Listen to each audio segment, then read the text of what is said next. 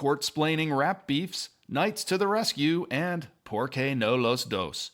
Welcome to the Unlimited Supply Podcast, your daily music business TLDR in your ear, powered by a constant parade of thieves and pimps, and brought to you by NoDisc, helping music, technology, and finance companies navigate the music industry in partnership with Digital Music News. It's October 10th, 2025. I'm Lars Murray. It's Finance Friday, a day late due to technical difficulties. But before we dive into the shallow money trench, are we still talking about Kendrick versus Drake 16 months later? Well, probably not for much longer. Drake's lawsuit against Universal Music Group, his own label, was dismissed by a federal court this week. The judge's logic was that Drake's complaints were formed without reference to the context of the rap beef, demonstrating hip-hop literacy perhaps unprecedented in U.S. jurisprudence. Where was this judge when people were sent to jail over rap and metal lyrics back in the 80s and 90s? The judge did an admirable job of court-splaining the mechanics of a rap beef,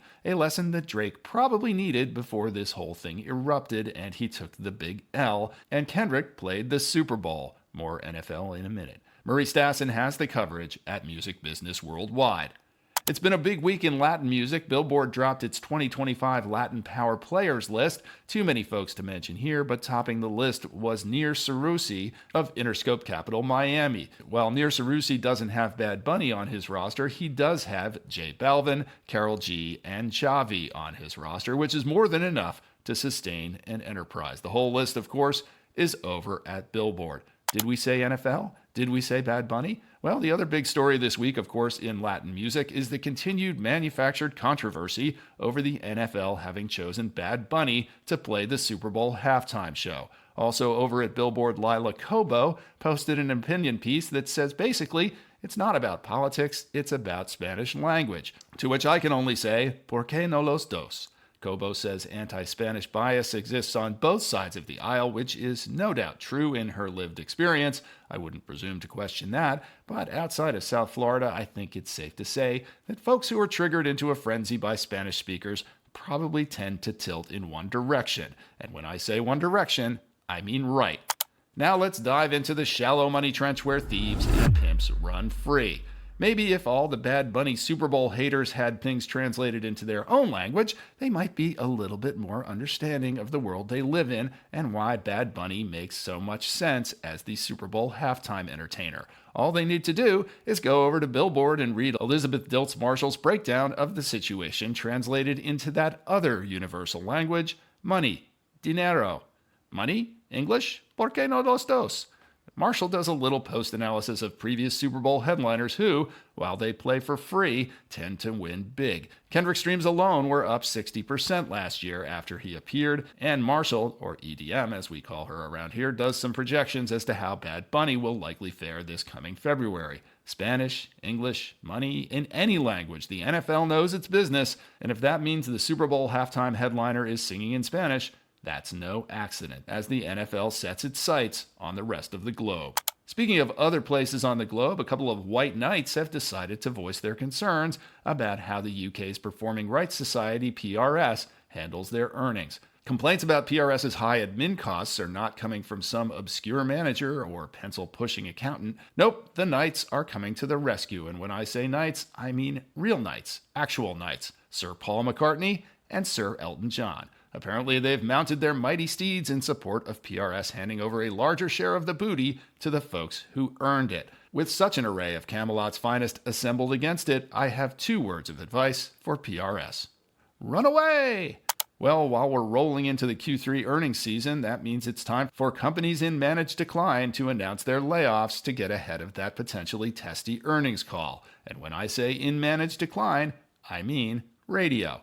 That's exactly what iHeart did this week, continuing to reduce the ranks of its radio staff nationally. We don't have an actual number, but over at Digital Music News, Ashley King has been tracking notable instances and hinting at larger announcements to come. And when I say larger announcements to come, I mean more automation and AI. It's a little bit sad to watch if you got your start in radio, but barring some sort of socio-political economic breakdown and revolution that would make it a post-apocalyptic necessity, radio is not coming back. There's an article being circulated around. I received it in my inbox apparently 1 trillion times in the past week, touting the revival and interest in college radio.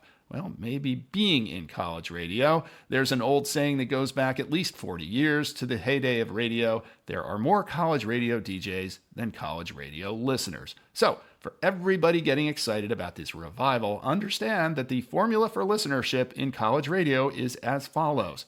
The number of college radio DJs minus X equals the number of listeners. If you need an illustration of just how dead radio is to the average 20-year-old, just the other day, a fairly media-savvy specimen of that age group asked me, in all seriousness, if NPR still had any radio audience. That's National Public Radio. Do they have any radio audience? The average 20-year-old does not only not own a radio, they don't even know how they work. They do know how Spotify works, and we all know how Spotify's stock has exploded in 2025, although this week it seems to have settled down a little. Goldman Sachs pulled back on its target price for Spotify this week, and at the end of the week it had settled into the mid-$680 range off its all-time peak of more than $740. Goldman moved its recommendation to neutral and moved its target price to $770, which is still a lot, but it might have cooled some of the irrational exuberance. Of course, this might be temporary caution, as Spotify just switched CEOs. Other banks still have Spotify targets well above 800, but with growth in its most profitable markets stalled, Spotify is going to be forced to grind out its growth through a combination of expansion in less profitable markets, by expanding its ad revenue, and by raising prices, which is a hell of a lot less sexy than fast growth. Spotify's new slower trajectory doesn't mean there still isn't a lot of investment pouring into music and music tech. Over at Digital Music News, Paul Resnikov updated his latest music investment tracker numbers for 2025. They're up over $7 billion. The latest of those investments is 2Lost's investment in Rebellion Records. Rebellion is the brainchild of the artist Platinum, who's come as close to perfecting viral marketing as any artist out there, and has previously done deals with 10K projects. And when I say 10K, I mean Atlantic CEO Elliot Grange. For its part, 2Lost threw 7 figures at Rebellion, which cements it as an appropriate marquee client for 2Lost's various distribution services. Ashley King has the story over also at Digital Music News.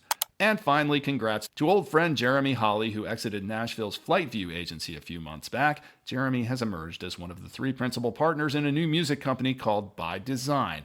By Design is a faith-based company with a novel nonprofit baked in. The nonprofit is devoted to helping artists manage the ins and outs of the business, which might be a cool thing for some non-faith-based labels to try.